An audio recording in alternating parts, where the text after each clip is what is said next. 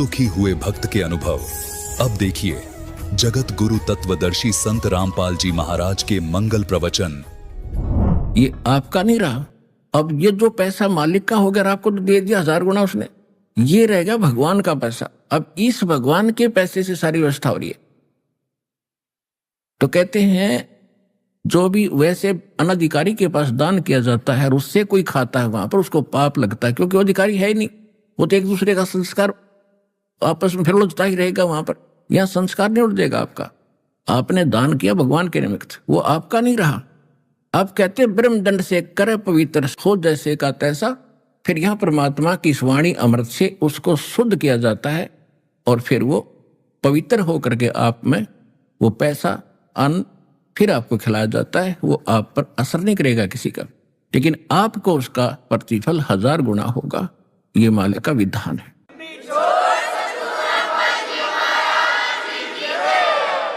तो जो प्रसंग चल रहा है कि फिर ये शास्त्र अनुकूल साधना करने से वर्षा होती यज्ञ से।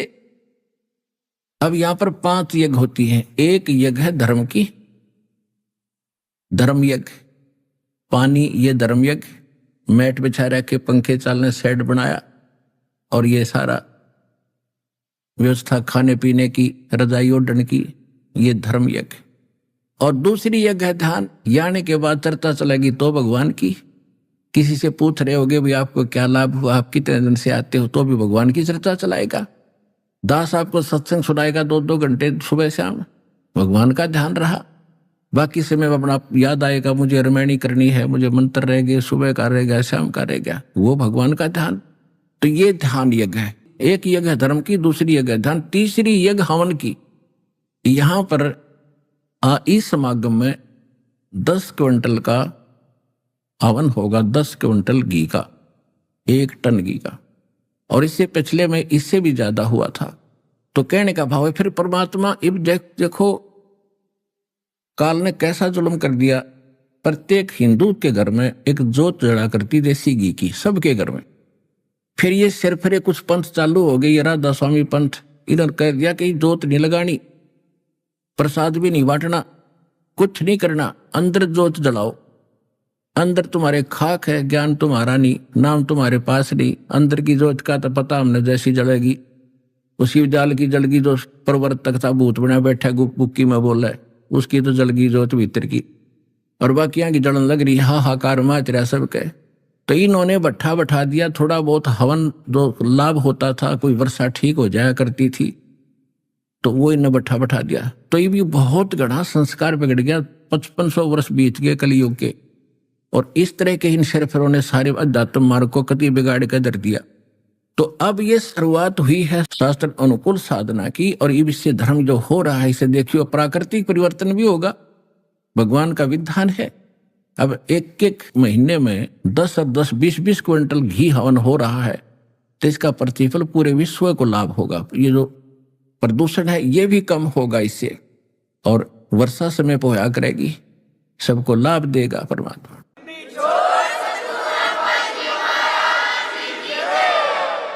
यदि 1 वर्ष या 2 वर्ष वर्षा ना हो, हाहाकार मार जाए। यहाँ पे ये कहें ट्यूबवेल ला लिया फलाना, ये ट्यूबवेल में पानी कहाँ रहेगा, टक्कर मार के मर जाए दुनिया। और आगे तो और जनसंख्या बढ़ेगी, इतना भी दिमाग काम नहीं करे, तुम आगे खाओगे क्या। अगर हम शास्त्र अनुकूल साधना करेंगे, परमात्मा पे आश्रित हो जाएंगे, तो हमें सब कुछ वो सतलोक से लाकर देगा। पुण्यात्माओं, भगवान है तो भगवान वाले काम करता है। हमें परमात्मा की डेफिनेशन का पता नहीं था, उसके लाभ कैसे होंगे। जब कबीर परमेश्वर जी आए हुए थे 600 वर्ष पहले ज्ञान समझाते थे। यही ज्ञान तो दास आज आपको बता रहा है, यही परमात्मा बता कर गए थे। वही सत्संग दास आपको सुना रहा है जो परमात्मा ने 600 वर्ष पहले हमें बताया था। और इन अज्ञानी स्वार्थी लोगों ने उसको दबा दिया कूड़े करकट में, अब उसको निकाल के आपके सामने किया। तो यही ज्ञान पहले बताते थे परमात्मा। तो इस बात से परमात्मा क्या कहा करते हैं कि 3 देव की जो करते भक्ति, उनकी कदे ना हो मुक्ति। ये सारे ज्ञान दिया करते, जब दाता देता था वो दास आपको बता रहा। तो इसका विरोध कर दिया परमेश्वर का। उनके साथ ऐसे जुल्म किए, आंखों में आंसू आ जाते हैं।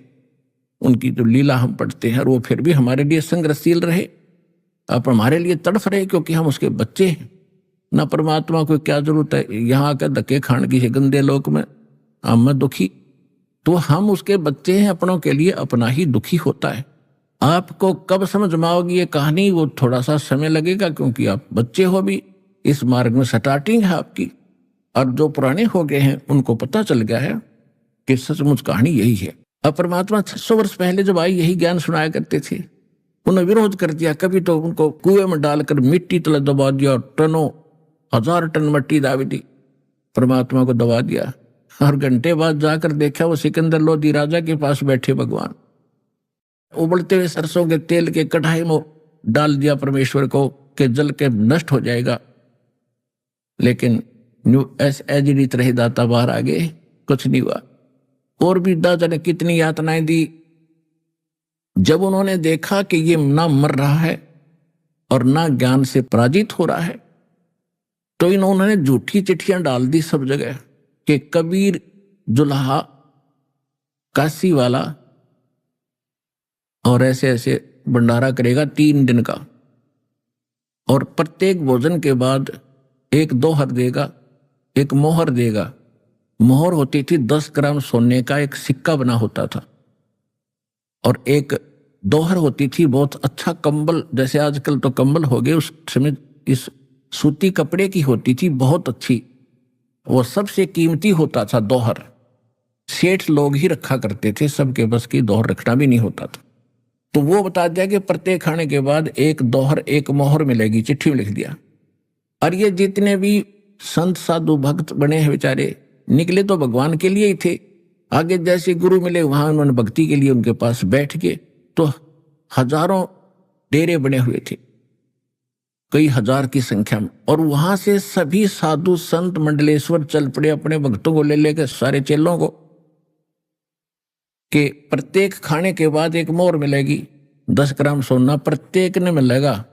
तो जिसका 100 चेले थे तो 100 भी ले लिए, लंगड़े डुल्ले जो भी जैसे थे ठा लिए सारे। सब ने दौर मिलेगी, मोहर मिलेगी, मेरे ठाठ होंगे, गुरुजी सोच रहा था। तो सबको ले आए, 18 लाख इकट्ठे हो गए उस दिन, सिर्फ इस लालच में। और कोई ना हो, केवल खाना खाने के लिए कह दे तो कोई ना आता। तो परमात्मा ने चाहा था कि किसी प्रकार एक बार आ जाए, मेरे लिए भटक रहे हैं, आश्रमों में बैठे हैं, संत बन गए हैं, भगत बने हैं।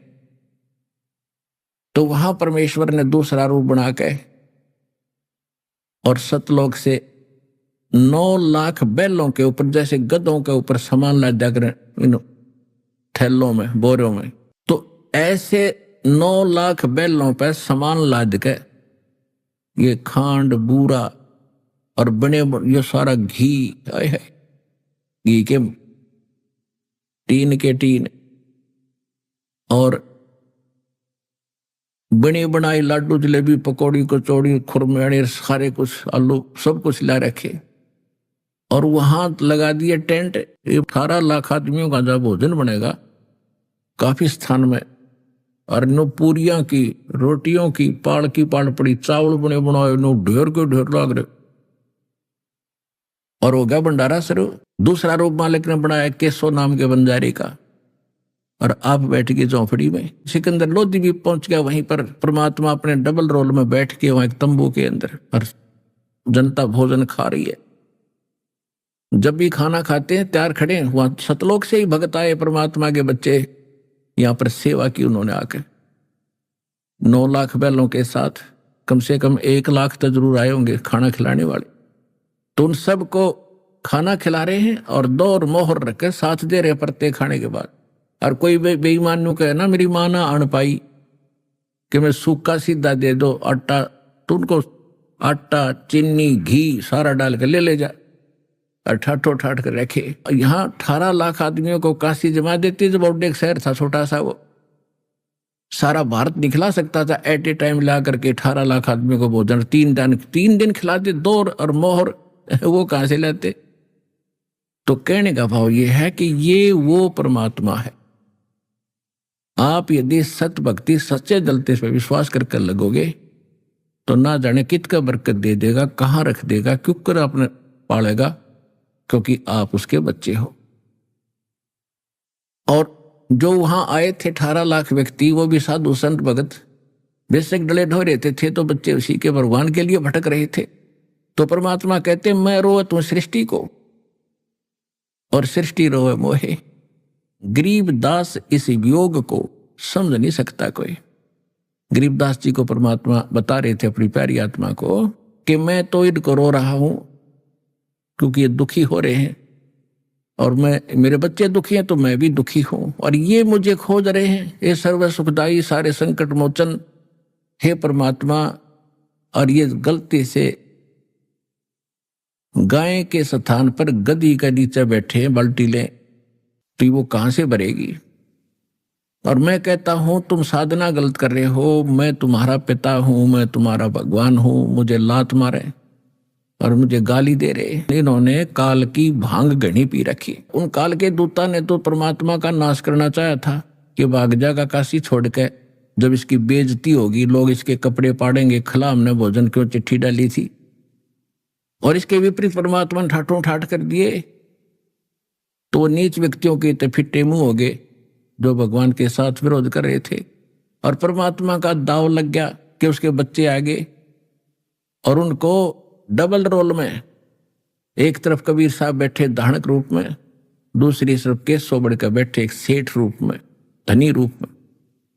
केशव पूछ रहा परमात्मा से कि हे कबीर जी, आप इसे गंदे लोक में क्यों आ गए? उस सच्चे स्थान ने छोड़कर जा सारे सुख, और ये लोग बिष्टा जिनके उदर में और मग्न फिरे दिन रात। गरीबदास केशव के जमसर जिनकी खार, ये अपने आप नांडी पाक रहे, इनके टट्टी तक इसके शरीर में भरी पड़ी है और पेशाब इसके अंदर शरीर में पड़ा है, और ये अंडी पाक रहे हैं।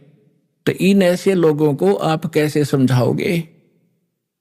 तो परमात्मा बता रहे हैं, वो प्रश्न उत्तर हो रहा है कि केशव तो नहीं जानता मेरे दुख को, ये मेरे बच्चे हैं, इनके लिए मैं भटकूंगा तो कौन भटकेगा, और ये मुझे पहचान नहीं पा रहे हैं। कभी समय आएगा तो ये मुझे पहचानने भी गए, और मैं उनको यहां से निकालने के लिए आया हूं।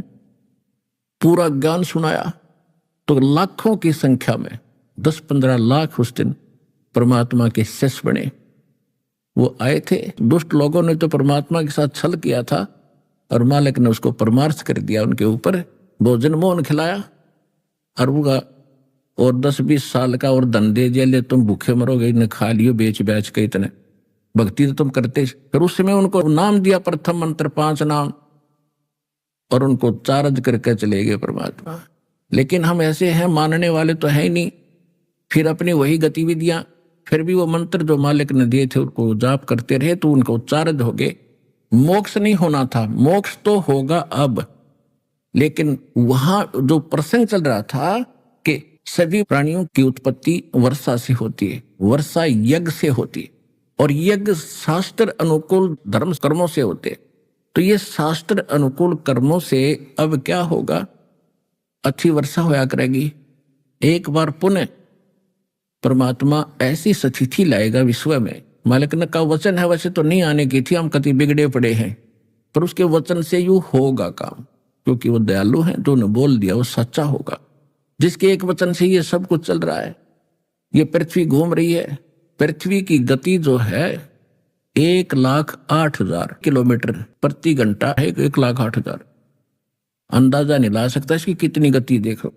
और ये स्वयं घूम रही है ऐसे, इसकी भी 1000 मील बताओ, 1500-1600 किलोमीटर प्रति घंटा ऐसे घूम रही है, दिन रात बन रहे, और उसके वचन से घूम रही है। यह साइंटिस्ट कुछ भी अटकल लाए जाओ, गुरुत्वाकर्षण खींच रहा है, आखिर में ये डटे कहां पर है? कोई तो है ऐसा स्थान जिस सबको रोककर फिर गुरुत्वाकर्षण बनाकर घुमा रहा है। तो उसके एक वचन से चल रही है, जब तक उसका आदेश है तब तक ये ऐसे चलेगी। ना इसमें कोई ग्रीसिंग करता, ना इसकी ओवरऑलिंग करते, ना कोई पेट्रोल डालते इसमें, आपे खकाठा रही है। तो उस परमात्मा के वचन से सब कुछ ब्रह्मांड रचे गए, एक वचन से। उसी का वचन है कि अब कलयुग 5505 बीत जाने के बाद सकल सृष्टि परवानिक हुई। पूरा विश्व इस भक्ति का मंत्र का दीक्षित होगा, और काल फंद छूटे नरलोई सकल सृष्टि परवानिक हुई। होय होय। घर घर देखो बोध विचारा, सत नाम सब ठोर उचारा। और कलयुग बीत जावे जब एता, सभी प्राणी उस परम पुरुष पद चेता। सभी प्राणी उस परमात्मा के उस परम पद के जानकार हो जाएंगे जो गीता अध्याय नंबर 15 के श्लोक नंबर 4 में जिसके विषय में कहा है कि जहां जाने के बाद फिर लौटकर कभी संसार में नहीं आते, परमात्मा के उस परम पद की खोज करनी चाहिए। कहते उस परम पद के सभी बच्चा बच्चा जानकार हो जाएगा। अभी तक तो सुना भी नहीं था हमने, स्वर्ग स्वर्ग सुन रखा था बस। तो आज आपके मुख पर सतलोक सचखंड सतलोक सतलोक हो रहा है बालक बालक के मुंह पे। ते भगवान के वतन से हो रहा है, आपको सुहारा, आपको सत लग रहा है कि सचमुच यही है, क्योंकि ये 100 प्रमाणों से प्रमाणित है। कोई ऐसे डूम भाट के गीत नहीं है ये।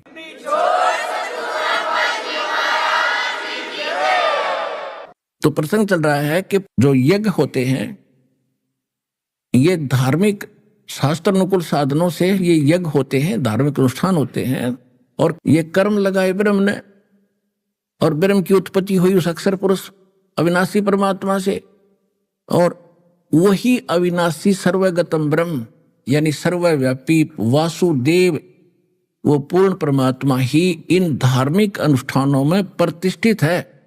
यानी उसी को मूल मानकर, उसी को मालिक मानकर, अपना इष्ट मानकर उसकी पूजा करनी चाहिए। जब शास्त्र अनुकूल साधना करनी चाहिए तब आपके शास्त्र अनुकूल कर्म बनेंगे, और वो कर्म जाएंगे फिर इन देवताओं के पास, संसार रूपी वृक्ष की शाखाओं के लगेंगे, और फिर हम उनको तोड़ तोड़ खाया करेंगे।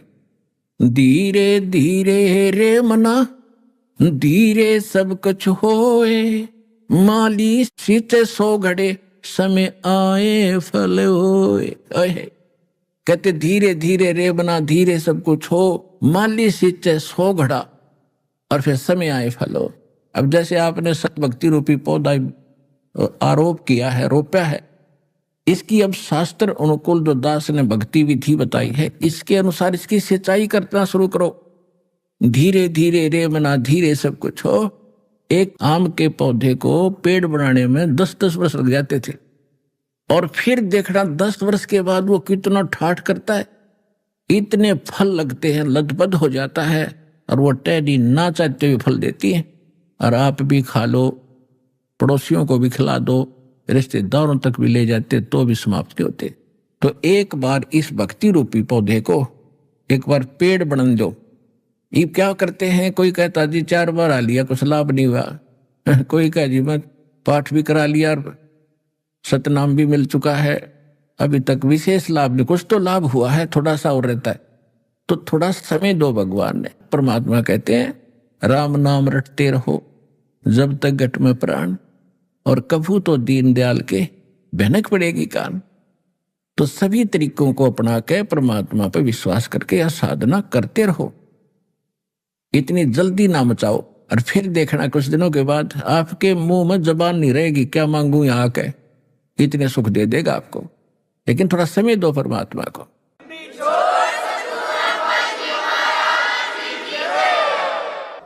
अब जो प्रसंग चल रहा है कि सत्संग परमात्मा ही करते हैं, या उसके कृपा पात्र उन्हीं की भाषा को बोलते हैं, और विश्व में कोई सत्संग नहीं कर सकता, ना कोई सत्संग जानता।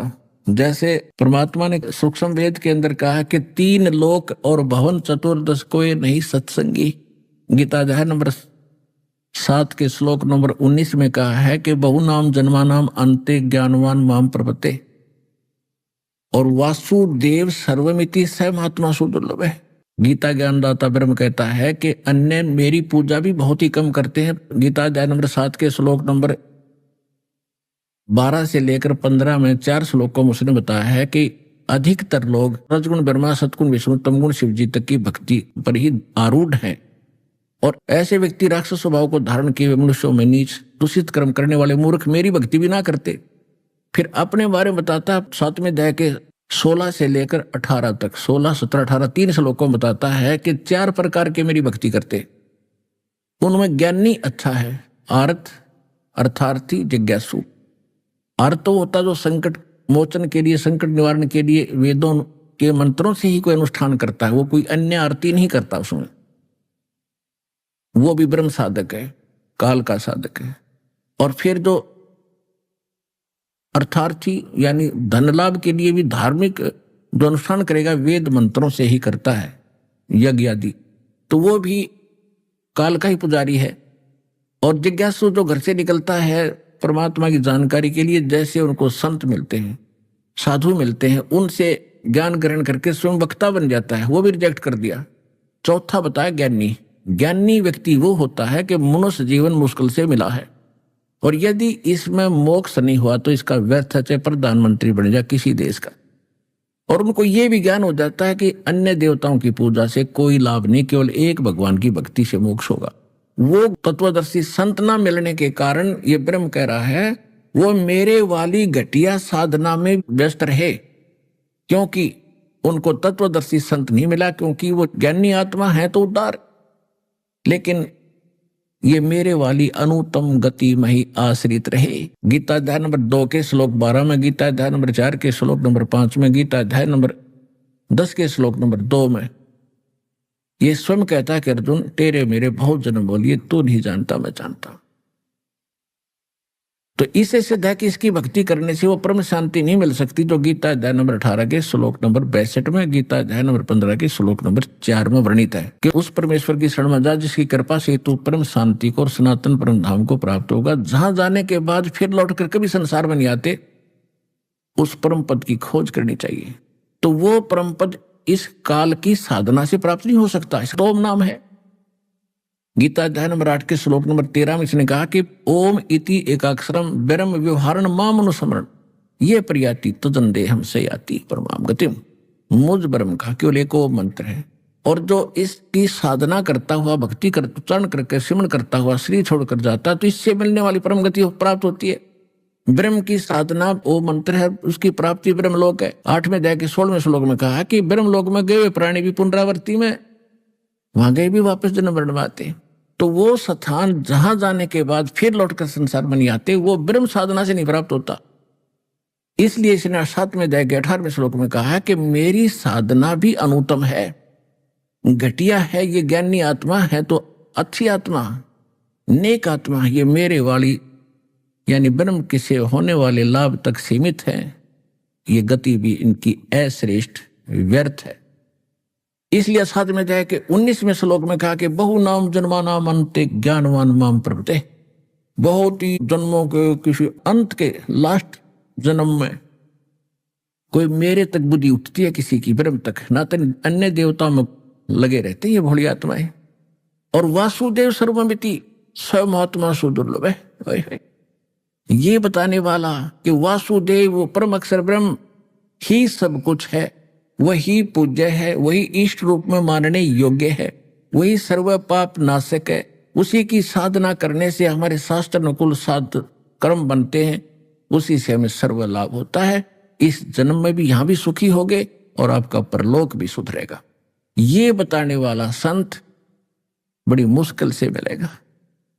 जब परमात्मा आदरणीय गरीबदास साहिब जी को गांव छुड़ानी जिला झज्जर में मिले थे 10 वर्ष के बालक को, फिर उन्हें 13 वर्ष की आयु में ये सारी वाणी लिखवा दी थी। एक गोपाल दास नाम के दादूपंथी संत ने वो लिखी थी। उसके बाद उस परमात्मा गरीबदास साहिब जी की उस वाणी को पढ़ने वाले बहुत से भक्त हो गए थे। एक पंजाब के अंदर गरीबदास जी का कोई शिष्य इस वाणी को पढ़ रहा था, सुबह सुबह ब्रह्म वेदी पढ़ रहा था, जो आप जी प्रतिदिन नित्य नियम में करते हो ब्रह्म वेदी। उसको एक लुधियाना के पास एक वासियर गांव है, वासियर, वहां का एक राम राय उर्फ झुमकरा नाम का एक सरदार जी था। राम राय तो उसका वैसे नाम था और झुमकरा नाम से वो वेल नोन था। जैसे गांव में अन्य नाम और रख लेते, किसी का बुंडू, किसी का सुंडू, ऐसे उसका झुमकरा नाम था। उसने जब यह वाणी सुनी उस भगत के मुख से आकर्षित हुआ, क्योंकि तो भगवान की गॉड गिवन ज्ञान है, आत्मा को खींच लेता है। और वो तो पुण्यात्मा थे, वैसे भी वाणी के मर्मज्ञ है, वाणी के ऊपर कायल है ये सरदार लोग थे सिख। तो उसने पूछा कि भगत ये किसकी वाणी है? गुरु ग्रंथ साहिब में तो मैंने कहीं देखा नहीं इसको। तो उस भगत ने बताया कि मेरे पूज्य गुरुदेव जी गरीबदास जी हैं, गांव छुड़ानी जिला, झज्जर तो नहीं था उस टाइम में, गांव छुड़ानी दिल्ली के पास, सारा मार्ग बताया। और उनको परमात्मा मिले थे सतलोक से आकर के, जैसे नानक जी को मिले थे ऐसे ही। तो वो काफी प्रभावित हुआ इस बात से कि जैसे नानक जी को मिले थे ऐसे उनको मिले हैं, और ऐसी वाणी, और वो संत हैं अभी जीवित। भगत ने बताया कि बिल्कुल अभी जीवित है। तो उसने अगले दिन ही वहां जाने की ठान ली, छुडानी पहुंच गया, सारा ज्ञान सुना गरीबदास जी से। होए होए।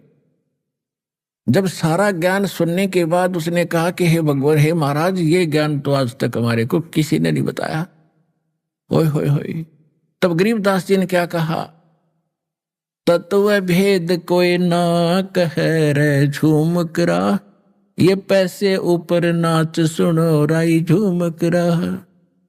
कोटों मध्य कोई नहीं रे झूम करा, अरबों में कोई गर्क सुनो राई झूम करा। होए होए। कहते इस तत्व भेद को कोई नहीं जानता, सिर्फ कथा कर दी, पैसे मिल गए, यहां तक सीमित है ये लोग। इसके ऊपर नाच नच रहा, सारा पैसे ऊपर नाच सुनो रहा झूम करा। और इस ज्ञान के जानने वाला, जो तत्व ज्ञान के जानने वाला जो मैं बता रहा हूं, तुझे अरब संतों में नहीं मिलेगा, अरबों में, मानव शरीरधारी करोड़ों में नहीं मिलेगा, करोड़ों में नहीं मिलेगा, अरबों में कोई गर्क सुनो रहे झुमकरा, अरबों में। होए होए। पुणात्माओं, आज पूरे विश्व के मानव की आबादी 7 अरब से कुछ ऊपर है, और उस 7 अरब आबादी में 1 अरब कम से कम ये मार्गदर्शक भी होंगे, गांव गांव में, घर घर में। तो इन सब आज विश्व में इस दास के अतिरिक्त ये तत्व ज्ञान किसी के पास पृथ्वी पर नहीं है, 21 ब्रह्मांड में नहीं है।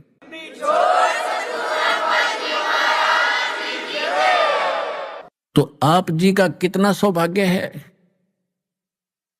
और सराहो आपकी किस्मत, और धन धन करो उस परम पिता को जिसने आपको ऐसे समय में जन्म दिया। धन है आपके माता पिता जिनसे जन्म हुआ, और इसका पूर्ण लाभ उठाओ। तो प्रसंग चल रहा है कि इस तत्व ज्ञान के बताने वाला आपको अरबों में नहीं मिलेगा। अब क्या बताते हैं? भजन करो उस रब का जो दाता है कुल सबका, भजन करो उस रब का जो दाता है कुल सबका, यानी सबका दाता